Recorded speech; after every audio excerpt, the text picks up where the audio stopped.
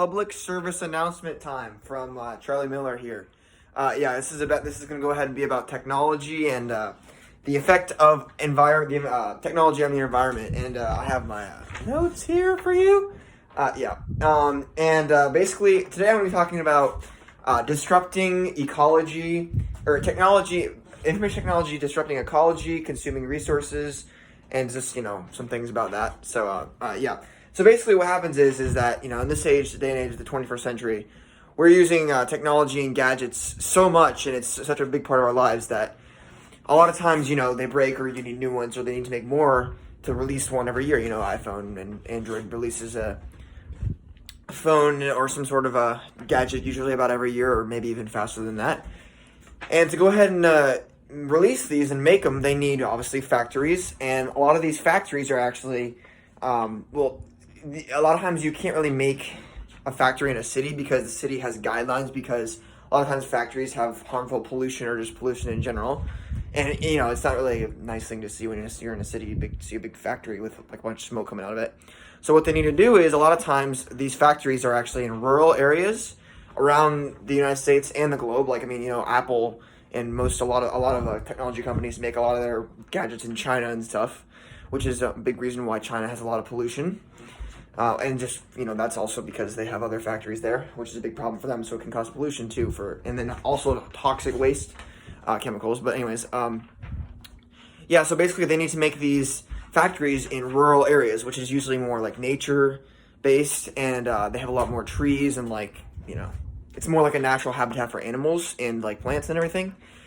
So what happens is that these companies need to go ahead and make and build their factories by clearing out these like natural areas and clearing out these natural, habitats for animals, and they cut down trees, deforest, build foundations for the factories on where the animals would go ahead and be having their habitat, which would really disrupts like the animals' way of living, and it makes them suffer, honestly.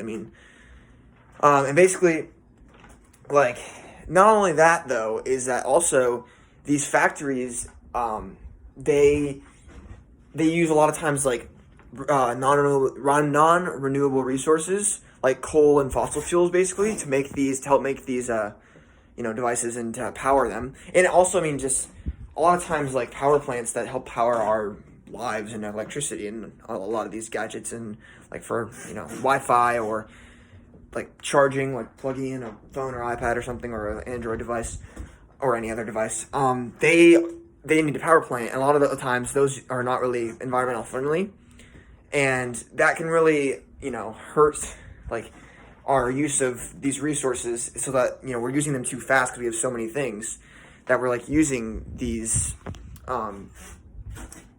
resources in factories so fast that they can't even keep up. Not to mention the fact that even if obviously the more environmental friendly option is to use renewable resources like hydro energy or electrical energy, or hydro energy and like wind energy, stuff like that, like a windmill and stuff. So even if you use those, which is great, it's better. It's better than the non-renewable ones, the fossil fuels. Even if you use those, we're using these technologies and gadgets so fast because they're such a huge part of our lives. Like, pretty much, especially now that we're in quarantine, we're using them so fast and using them up, and we're needing so much power to charge them and everything, that we're actually using the renewable resources too fast for them to be renewed. So you can't even keep up. So this is just a big problem that we're gonna have to face with global warming, and how technology has really, especially like phones and obviously computers, but they really have affected not only ecology, which is like the animals' habitats and stuff, renewable and non-renewable resources, building factories, and putting toxic waste chemicals in the air. This is a big problem that we're going to have to face. So this is my public service announcement for all the people out there that are obviously watching me, so like you're supposed to. Yep. And so that's going to be about it for me here, but I hope you enjoyed this video about the important effects of technology on ecology and resources such as non-renewable or renewable resources. Thank you.